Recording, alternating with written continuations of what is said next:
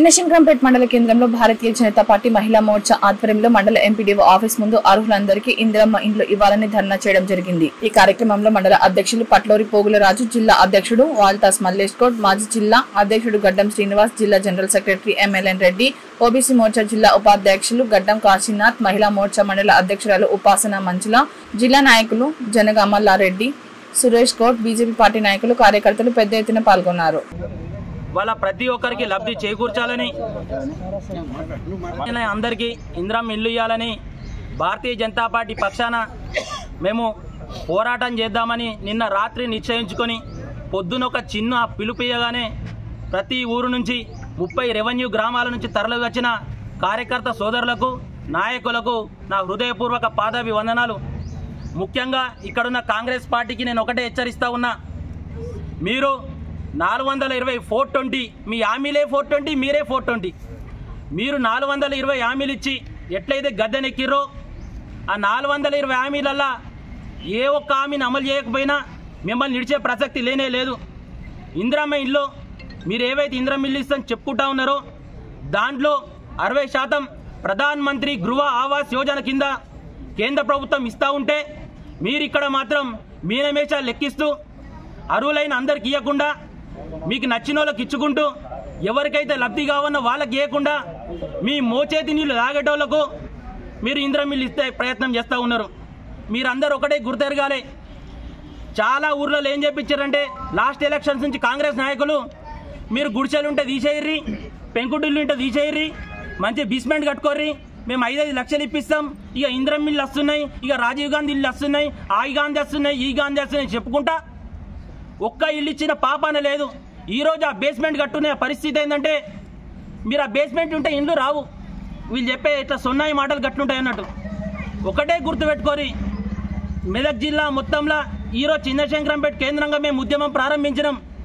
బాజాప్తా అన్ని మండల్లో ఇట్లాంటి కార్యక్రమాలు జిల్లా పార్టీ సీనియర్ నాయకులు అందరూ అనుమతి తీసుకొని అక్కడ మండల అధ్యక్షులు వాళ్ళు చేస్తారు, అలాగే జిల్లా కేంద్రంలో కూడా వాళ్ళు చేస్తారు। ఈ ఉద్యమం అనేది ఎక్కడ ఆగనే ఆగదు। మీరు ఒకటే ఇక్కడ స్థానిక ఎంపీడీఓని కూడా నేను ఇంతకుముందు మాట్లాడినా, అనేక సార్లు మాట్లాడితే మీరు ఇందిరమ్మ కమిటీ ఎవరిని అడిగేసిరని అడిగిన వారిచ్చిన సమాధానం ఏంటంటే మేము ఎవరిని అడగలేదు, పైనుంచి వచ్చింది అన్నాడు। నేను ఎంపీడీఓ గారిని సూటిగా ఒకటి అడుగుతున్నా, మీరు పైనుంచి కమిటీ వేసేస్తే మీరు ఇక్కడ విధులు చేయడం ఎందుకు?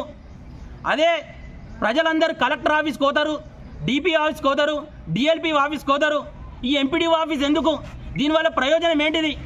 ఇందిరమ్మ కమిటీల మొత్తంలో కాంగ్రెస్ నాయకులే ఉన్నారు, అన్ని పార్టీలను పిలవాలి, అన్ని పార్టీలతో చర్చించాలి, అందరికీ లబ్ధి జరగాలి మేము చెప్తే మా మాటని పెడచెవిన పెట్టిన ఎంపీడీఓ గారు ఈరోజు మా ఆవేదన ఏందో చూసిండు।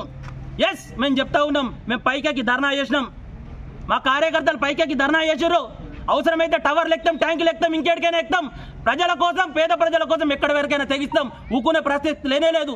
ఈ రోజు నుండి గుర్తుపెట్టుకోరి కాంగ్రెస్ నాయకులారా, ఖబర్దార్ మీ ఎంట పడతాం।